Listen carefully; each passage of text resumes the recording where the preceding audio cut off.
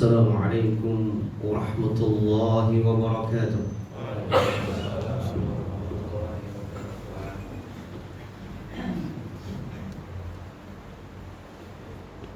الله أكبر الله أكبر الله أكبر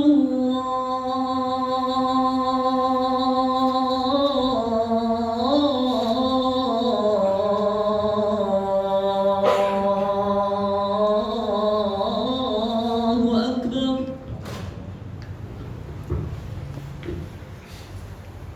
أشهد أن لا إله إلا الله.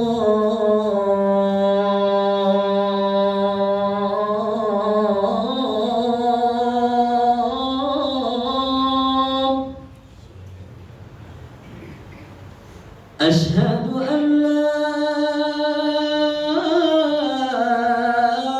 إله إلا الله.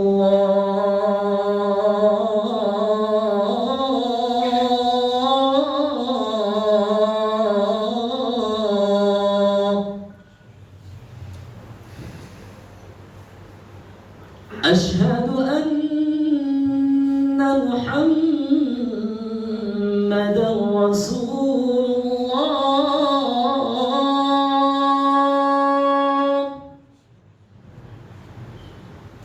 أشهد أن محمدًا رسول الله.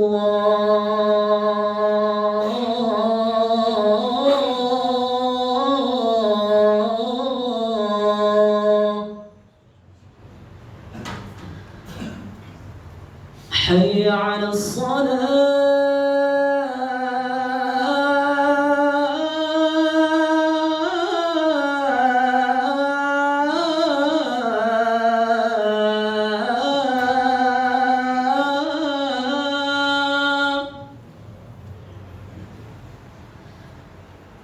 حي على الصلاة.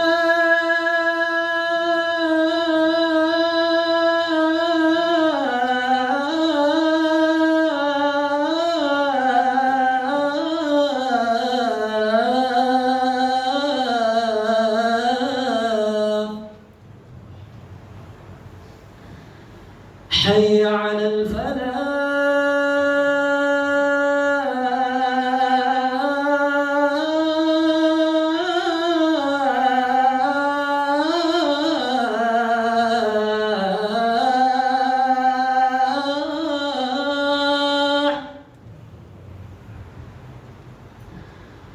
حي على الفلاح.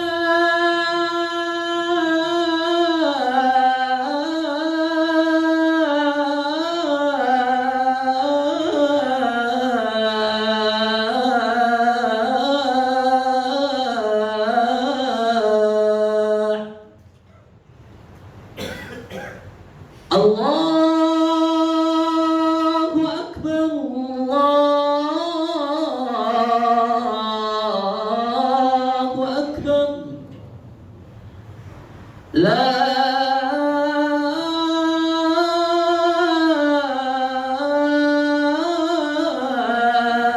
إله إلا الله.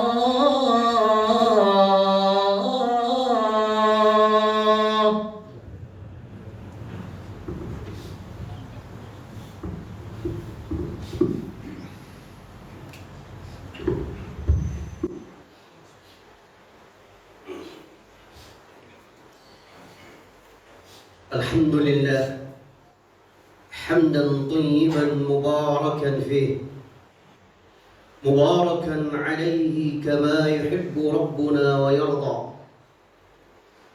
واشهد أن لا إله إلا الله وحده لا شريك له إقرارا به وتوحيدا. واشهد أن محمدا عبده ورسوله أرسله الله بشيرا ونذيرا صلى الله عليه وعلى آله وأصحابه ومن تبعهم بإحسان إلى يوم الدين. يا أيها الذين آمنوا اتقوا الله حق تقاته ولا تموتن إلا وأنتم مسلمون. يا أيها الناس اتقوا ربكم الذي خلقكم من نفس واحدة وخلق منها زوجها وبث منهما رجالا كثيرا ونساء واتقوا الله الذي تساءلون به والأرحام إن الله كان عليكم رقيبا. أما بعد، معاشر المسلمين رحمني الله وإياكم, kebahagiaan dalam lembaran kehidupan orang-orang yang bertakwa kepada Allah Subhanahu wa Ta'ala adalah di saat mereka mampu untuk berhusnudzan kepada Allah Subhanahu wa Ta'ala, mampu untuk senantiasa berbaik sangka kepada Allah Subhanahu wa Ta'ala. Bahkan tidak hanya baik prasangka mereka, tapi sangat indah dan baik prasangka mereka terhadap Zat yang telah menciptakannya, terhadap Zat yang teramat sangat maha pengasih, Ar-Rahman dan Ar-Rahim, yang teramat sangat maha penyayang. Hingga sahabat Nabi sallallahu alaihi wa ala alihi wasallam Abdullah bin Mas'ud radhiyallahu ta'ala anhu berkata, "Walladzi la ilaha ghairuh ma u'tiya al-'abdu 'ata'an khairan min husni dhanni bi rabbih." Sungguh, kata beliau, demi Zat yang tidak ada ilah yang wajib disembah selain Allah Subhanahu wa Ta'ala, tidaklah sosok, tidaklah seseorang mendapatkan karunia Allah Subhanahu wa Ta'ala yang lebih istimewa, yang lebih baik, melebihi ketika seorang mendapatkan kenikmatan untuk mampu berprasangka baik kepada Rabbnya, kepada Allah Subhanahu wa Ta'ala, yang sehingga Allah Subhanahu wa Ta'ala mengancam orang-orang yang bersuudzon kepada Allah Subhanahu wa Ta'ala dengan ancaman yang sangat menyakitkan. Wa yu'adzib al-munafiqin wal-munafiqat wal-musyrikin wal-musyrikat. Allah mengancam untuk mengazab orang-orang munafik dari kalangan lelaki ataupun wanita, dan orang-orang yang musyrik dari kalangan lelaki ataupun wanita. Kenapa Allah memberikan ancaman kepada mereka? Di antara sebab yang mana Allah mengancam mereka karena sifat buruk yang ada pada mereka. Allah katakan bahwa mereka adalah segolongan umat yang adh-dhannina billahi dhanna as-saw. Mereka orang-orang munafik, mereka orang-orang musyrik adalah sekelompok manusia yang prasangka mereka teramat buruk kepada Allah Subhanahu wa Ta'ala. Orang-orang musyrik, mereka berprasangka dengan sangat buruk kepada Allah dengan menganggap bahwa doa yang mereka panjatkan tidaklah akan didengar Allah Subhanahu wa Ta'ala, tidaklah akan mustajab, tidaklah akan Allah kabulkan kecuali menyertakan dalam seruan doa mereka nama-nama dari selain nama Allah Subhanahu wa Ta'ala yang mereka anggap bisa mendekatkan mereka dan harapan mereka kepada Allah Subhanahu wa Ta'ala. Mereka menyuruh ya Allah, tetapi juga menyuruh ya Latta, Ya Allah ya Uzza, Ya Allah ya Hubal, menyeru orang-orang saleh yang telah mati dalam sebuah anggapan, dalam sebuah prasangka bahwa mereka tidak hanya akan mengabulkan doa, bahkan akan mendekatkan mereka kepada Allah. Sebagaimana prasangka mereka ini Allah abadikan dalam Al-Quran ketika mereka dikecam oleh Nabi Sallallahu Alaihi Wasallam perihal praktik kesyirikan yang mereka lakukan, maka mereka marah tatkala dikatakan bahwa perbuatan mereka merupakan noda kesyirikan yang memutuskan hubungan dari seorang hamba kepada Allah Subhanahu wa taala. Mereka berargumen sebagaimana yang Allah sebutkan argumen mereka dalam Al-Quran. Apa yang mereka lakukan adalah liuqarribuna ilallahi zulfa, ma na'buduhum illa liuqarribuna ilallahi zulfa. Tidaklah kami beribadah kepada mereka, orang-orang saleh yang telah mati, yang kami seru, yang kami panggil nama-nama mereka. Hakikatnya kata Abu Jahal, kata Abu Lahab, liuqarribuna ilallahi zulfa, agar mereka bisa mendekatkan kami kepada Allah. Zulfa, lebih dekat lagi kepada Allah, sehingga tidak hanya kami dekat kepada Allah, tetapi doa-doa kami dikabulkan. Oleh sebab itu, ketika mereka dikatakan bahwa kalian tidaklah mencintai Allah, maka mereka marah, murka.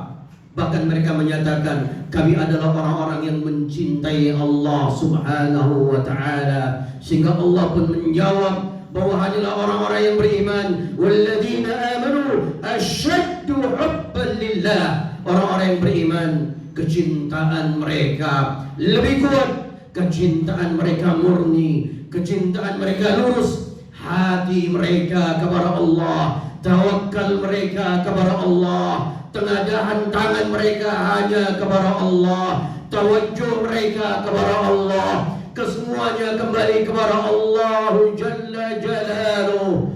Mereka menghamba dan mengibadah kepada Allah karena Allah Subhanahu wa ta'ala yang memiliki kebesaran yang mutlak, memiliki kekuasaan yang mutlak. Allah al-ma'bud bihaq. Allah adalah satu-satunya zat yang berhak untuk disembah. Ma'asyiral muslimin rahimanallahu wa iyyakum, maka prasangka yang paling kejam, yang paling zalim adalah prasangka buruk orang-orang musyrik, dan mereka Allah gelari dengan seorang umat adh-dhannina billahi dhanna saw, orang yang berprasangka buruk kepada Allah, dan Allah pun mengancam mereka dengan adab yang sangat pedih. Oleh sebab itu, ma'asyiral muslimin, jika prasangka buruk kita kepada sesama sedemikian besar dosanya di sisi Allah Subhanahu wa ta'ala, karena prasangka buruk hanya akan menjebak seseorang dalam cerita kehidupan yang tidak akan pernah menorehkan kebahagiaan dalam hatinya. Hatinya hanya akan senantiasa tersusupi kebencian, hasad, dan perkara-perkara yang akan meremukkan kebahagiaan. Lalu bagaimana lagi ketika dia berprasangka buruk kepada Allah Subhanahu wa ta'ala? Maka Allah mengingatkan kepada kita, fama dhannukum bi rabbil alamin. Fahai umat Muhammad, wahai umat Muhammad, fama dhannukum, bagaimanakah prasangka kalian bi rabbil alamin, kepada Rabb yang menguasai seluruh alam jagat raya. Kenapa mesti kita untuk berkecil hati dalam posisi apapun, dalam kapasitas bagaimanapun, dalam lembaran cerita kehidupan bagaimanapun? Ingat, kalau kita memiliki Allah, maka Allah adalah Rabbul Alamin, yang menguasai, yang memiliki alam jagat raya dan semua isinya. Di tangan Allah surganya, dan bahkan demikian pula di tangan Allah nerakanya. Allah yang memilikinya, tidak ada yang terluputkan dari kekuasaan Allah. Al-Malikul Jabbar, Allah yang maha berkuasa, yang tidak ada satupun tandingan di alam semesta ini. Kalau demikian keadaan sesembahan kita, lalu bagaimana mesti kita berkecil hati dalam keadaan bagaimanapun kita? Maka Allah mengingatkan, "Fama dhannukum bi rabbil alamin." Lalu bagaimanakah kalian membangun prasangka kepada Allah? Yang Allah adalah Rabbul Alamin, Allah yang menguasai seluruh alam jagat raya ini. Di dalam hadis yang dikeluarkan oleh Imam Al-Bukhari dan Imam Muslim, hadis yang disepakati keabsahannya, Nabi mengingatkan kepada kita akan firman Allah Subhanahu wa taala yang ini sebuah kabar, sebuah berita. Demikian pengasihnya Allah, sedemikian penyayangnya Allah. Allah adalah Rahman, sedemikian luasnya rahmat Allah Subhanahu wa taala, di mana Allah mengabarkan kepada umat ini, ana 'inda dhanni 'abdi bi. Allah berfirman, aku kata Allah, aku 'inda dhanni 'abdi bi, berada dalam prasangka hambaku. Bagaimana prasangka kita kepada Allah, itulah yang akan Allah berikan.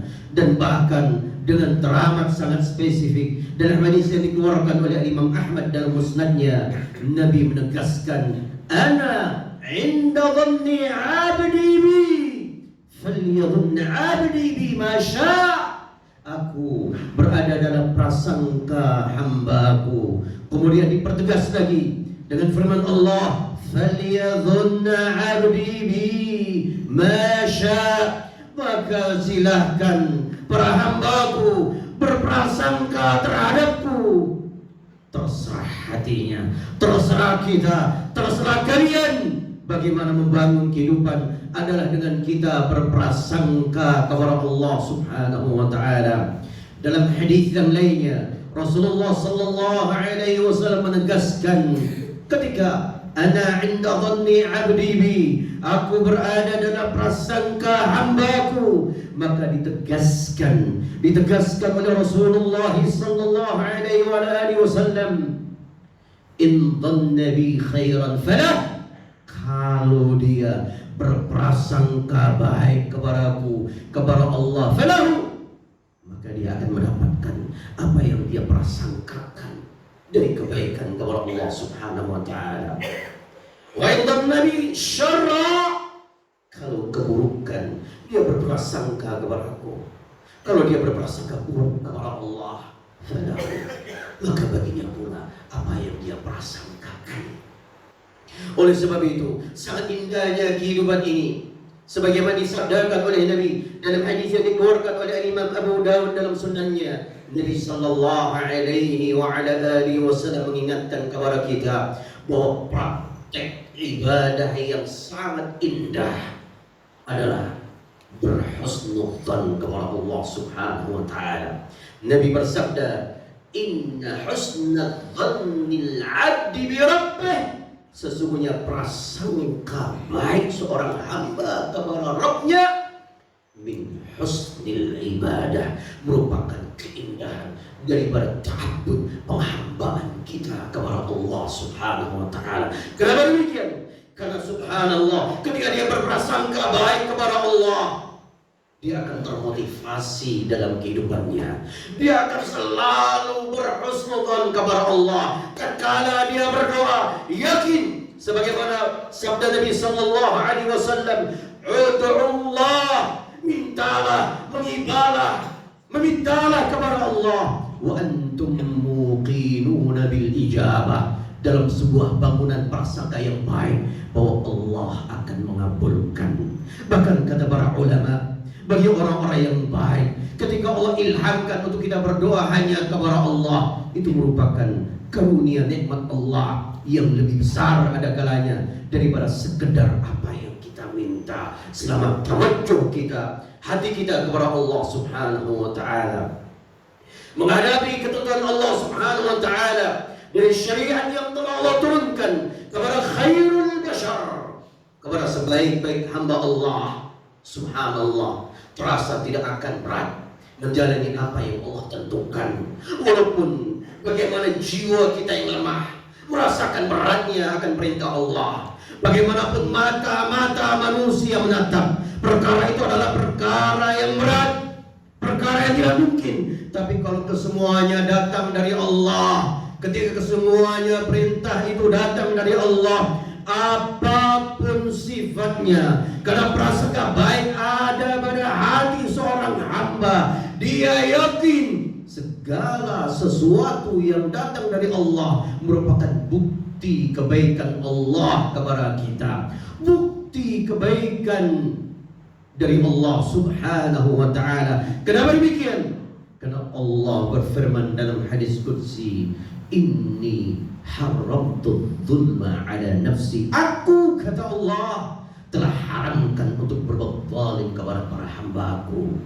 Hakikatnya yang zalim adalah diri kita, terperosoknya kita dalam kehidupan yang penuh dengan kesulitan, terperosoknya kita dari nilai-nilai kebahagiaan, apapun yang ada kalanya menjadikan rumitnya kehidupan sehingga kita terjauhkan dari Allah. Ada kalanya disebabkan prasangka kita kepada Allah mulai bergeser. Kalau kita yakin kepada Allah, maka sebagaimana yang Allah kisahkan dari kehidupan para nabi dan orang-orang saleh, bagaimana cerita apapun kehidupan mereka, karena zan mereka baik, sangkaan mereka kepada Allah baik, maka bisa merasakan manisnya kehidupan, bisa merasakan bahagianya kehidupan. Apapun, bagaimanapun, dimanapun dia berpijak, dimanapun dia beratapkan langit, karena kebahagiaan ada dalam hatinya, tak kalah hatinya terbimbing dalam sebuah prasangka kepada Allah yang teramat sangat maha pengasih dan penyayang. Aqulu qouli hadza wa astaghfirullah li wa lakum wa nafa'ni wa iyyakum bima fihi minal ayati wa dzikril hakim wa taqabbalallahu minni wa minkum tilawatahu innahu huwas samii'ul 'aliim.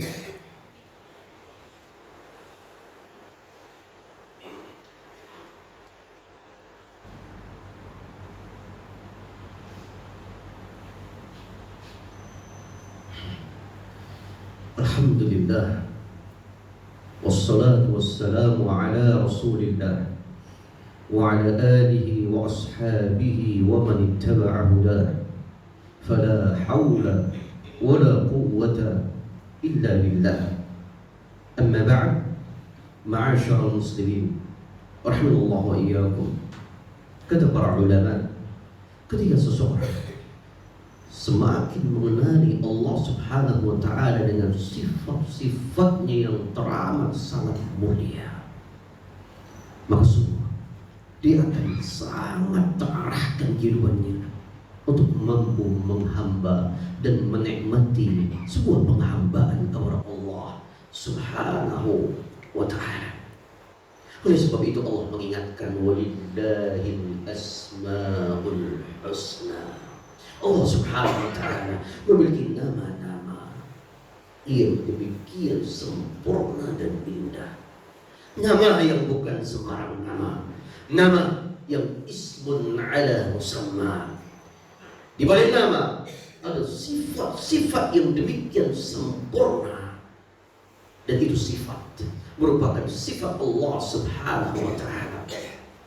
Maka wajar ketika penggalan ayat berikutnya Allah katakan, walillahil asmaul husna fad'uuhu biha, fad'uuhu biha, maka menghambalah kalian biha, dengan nama-nama Allah. Fad'uuhu biha mencakup doaul mas'alah atau doaul ibadah.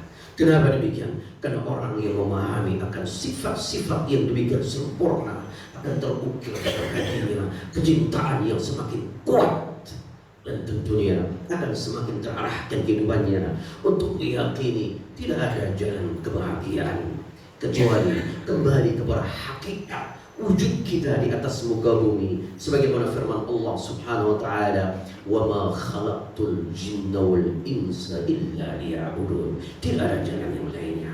Ataukah kita akan terjebak menjadi golongan yang teramat sangat dan sangat merugi. Dan itu yang mendominasi dari kehidupan umat ini dengan firman Allah, wal asri innal insana lafi khusr. Allah sendiri yang bersumpah, Allah sendiri yang mengabarkan, Allah sendiri yang mengabarkan perihal makhluk yang Allah ciptakan. Dan Allah teramat sangat tahu kondisi makhluk yang Allah ciptakan. Dan Allah menciptakan, Allah mengetahui ternyata mereka kebanyakan adalah golongan yang teramat sangat merugi. Illa alladziina amanu, kecuali orang-orang yang beriman, wa 'amilus shalihat, wa tawassaw bil haqqi, wa tawassaw bis sabr. Inilah sebuah kaum yang mampu hakikatnya untuk berhusnudzan kepada Allah Subhanahu wa ta'ala. Inna Allah wa malaikatahu yusalluna 'alan nabi ya ayyuhalladzina amanu sallu 'alaihi wa sallimu taslima. وقد قال النبي صلى الله عليه وآله وسلم من صلى علي صلاة واحدة صلى الله بها عشرا. اللهم صل على محمد وعلى آل محمد كما صليت على إبراهيم وعلى آل إبراهيم إنك حميد مجيد. اللهم بارك على محمد وعلى آل محمد كما باركت على إبراهيم وعلى آل إبراهيم إنك حميد مجيد. اللهم اغفر للمسلمين والمسلمات والمؤمنين والمؤمنات الأحياء منهم والأموات إنك سميع قريب مجيب دعوات فيا قاضي الحاجات. اللهم أعز الإسلام والمسلمين، اللهم أعز الإسلام والمسلمين، اللهم أعز الإسلام والمسلمين، وأذل الشرك والمشركين، وأهلك الكفرة والمنافقين يا قوي يا عزيز يا أرحم الراحمين. اللهم إنا نسألك بأسمائك الحسنى وصفاتك العلى أن تجعلنا من عبادنا الصالحين الموحدين الذين لا يشركون بك شيئا، واجعلنا من عبادك المتوكلين عليك يا أرحم الراحمين. اللهم يا قوي يا عزيز يا جبار يا منزل الكتاب ويا مجري السحاب، اللهم انصر إخواننا المسلمين المستضعفين في كل مكان. اللهم انصر إخواننا المسلمين المستضعفين في غزة، اللهم انصرهم، اللهم انصرهم، اللهم انصرهم على عدوهم من اليهود والكفار يا قوي يا عزيز يا أرحم الراحمين. اللهم اشف مرضانا ومرضى المسلمين، وارحم موتانا وموتى المسلمين. اللهم إنا نسألك يا رب بأسمائك الحسنى وصفاتك العلى أن تنصر إخواننا في فلسطين. اللهم انصرهم يا قوي يا عزيز، اللهم انصرهم، اللهم انصرهم ولا تنصر عليهم، وأعنهم ولا تعن عليهم يا قوي يا عزيز يا جبار يا أرحم الراحمين.